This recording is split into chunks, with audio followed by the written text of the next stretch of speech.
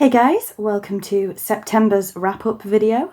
So if you don't know, every month at the end of the month I talk about films, TV shows and books that I've watched/read in the month. Of course, I say in every one of these month's wrap-ups, but I used to talk about video games here. I do have a separate wrap-up video over on my video game channel, which should be up by the time you're watching this one. So if you're interested in all the video games I've played and bought, then please go and check that video out.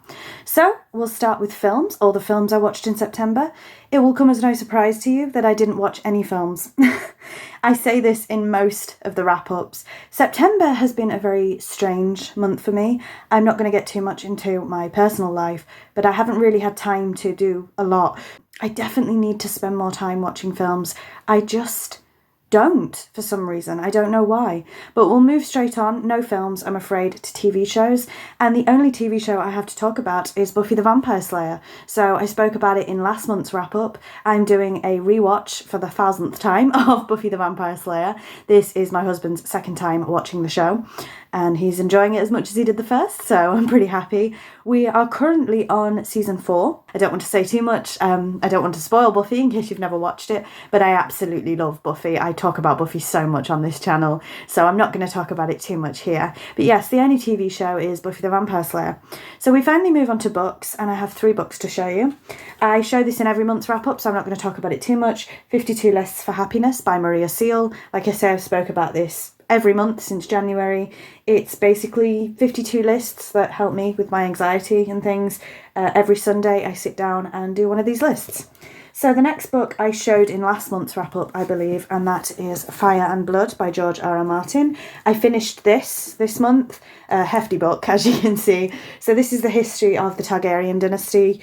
Not the whole history, but it goes up to a point. Fire and Blood is also linked to the House of the Dragon TV series that is currently ongoing. So if you've read Fire and Blood, you know what happens in the Dance of the Dragons, so I'm not going to say too much. Eagerly awaiting House of the Dragon series 2, by the way. But yeah, I've read this before. This is my second time reading it, I believe. Just fancied reading it. So yeah, Fire and Blood by George R.R. Martin. If you're interested in Game of Thrones, I would definitely pick this up.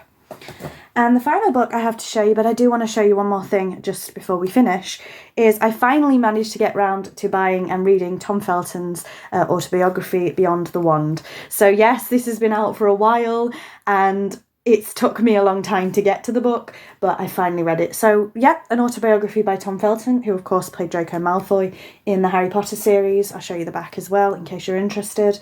It talks not just about Harry Potter, it talks about his life, it talks about some of his other film roles, and I found this really, really interesting and quite awe-inspiring actually, because as someone who has struggled with mental health issues for way over 10 years now, we're looking at maybe 15 years now, I didn't know about Tom Felton's personal life at all. So without spoiling the book too much, he was in rehab for a while, and I had no idea about that, to be honest with you.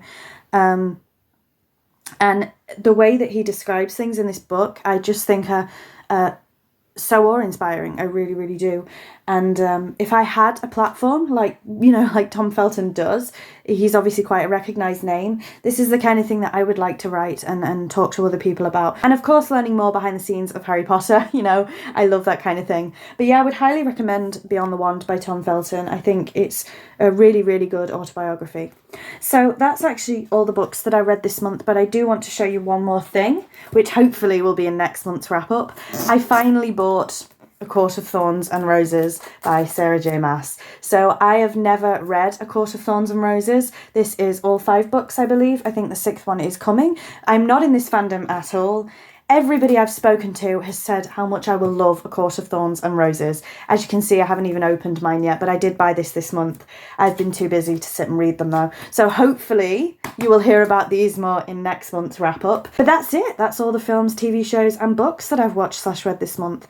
Not a lot at all, to be honest. I'm hoping October is a little bit more filled. But thank you very much for watching. Please don't forget to like, comment and subscribe if you like this kind of thing. I am hoping to get more videos out for you guys, so I will definitely see you for next month's wrap-up. Hopefully there's something in between, fingers crossed. So thank you, and I'll see you all soon. Bye bye.